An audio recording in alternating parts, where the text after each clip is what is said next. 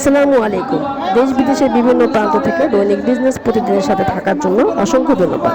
শনিবার 14 জুন বেলা 1টায় নারায়ণগঞ্জ বরফকল মাঠে মডেল গ্রুপের ব্যবস্থাপনা পরিচালক জনাব মাসুদুজ্জামান মাসুদের পবিত্র ঈদ উল আজহার পরবর্তী ঈদ পুনর্মিলনী মেজবানি অনুষ্ঠানে বক্তব্য দিচ্ছেন স্বেচ্ছাসেবক দলের মজলুম ও কারা নির্যাতিত নেতা মোহাম্মদ মোশাররফ হোসেন।